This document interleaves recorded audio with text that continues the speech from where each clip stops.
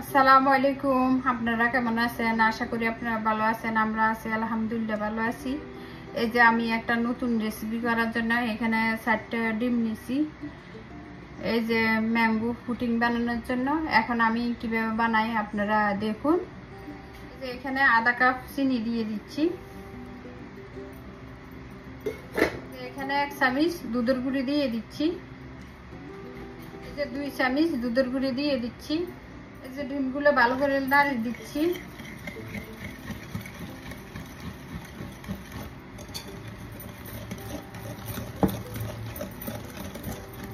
এই যে ডিমগুলো ফেটে নিয়েছি, এখন আমি দিয়ে দিচ্ছি এই যে কনডেন্স মিল্ক, এই যে 1 চামচ দিয়ে দিচ্ছি, মোট আমি 2 চামচ দিব।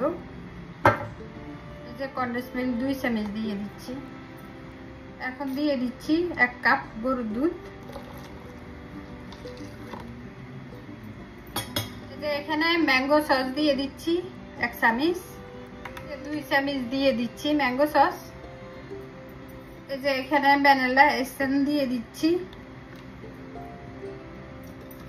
এই যে ম্যাঙ্গো পুডিং এর সাথে সবকিছু দেওয়া হয়ে গেছে, এখন আমি ভালো করে নাড়িয়ে দিচ্ছি।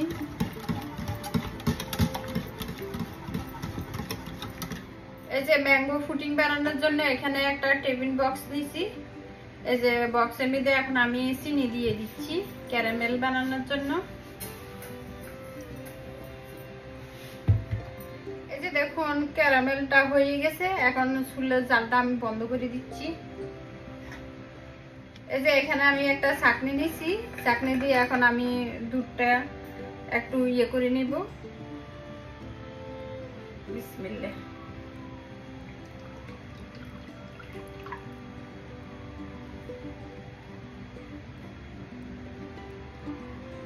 এই যে এখানে একটা পাতিল নিয়েছি, পাতিলের ভিতরে একটা স্ট্যান্ড দিছি, স্ট্যান্ডের মধ্যে আমি পানি দিছি।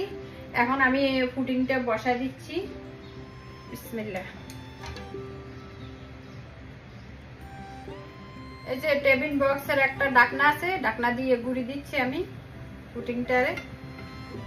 এই যে ম্যাঙ্গো পুডিংটা ঢাকনা দিয়ে গুঁড়ি দিচ্ছি। আর ম্যাঙ্গো পুডিংটা হইতে সময় লাগবে 30 থেকে 35 মিনিট। এই যে হইতে থাক। এই যে পুডিংটা ম্যাঙ্গো পুডিংটা হয়ে গেছে, একটা কাটি নিয়েছি, কাটি দিয়ে চেক করে দেখি হয়েছে কিনা মাঝখান দিয়ে। এই যে হয়ে গেছে, এখন নামাই ফেলবো আর আমি রেডি করে দেখাবো।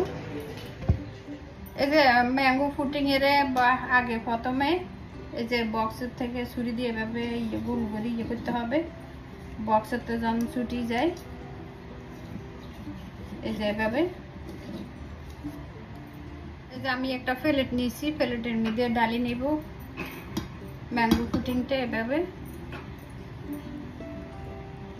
এই যে দেখুন আমার পুডিং রেডি, কত সুন্দর হয়েছে, খেতেও অনেক মজা হয়েছে। আর দেখুন একটা পিস লাগে যেন অনেক ব্ল্যাক কালার, আসলে না ভিডিওর মধ্যে লাগে এরকম। এই যে দেখুন অনেক সুন্দর হয়েছে। আর আমার রেসিপিগুলো যদি ভালো লাগে প্লিজ আপনারা সাবস্ক্রাইব করবেন, লাইক দিবেন, সবার সাথে শেয়ার করবেন। ভুল হলে ক্ষমা সুন্দর দৃষ্টিতে দেখবেন। আল্লাহ হাফেজ।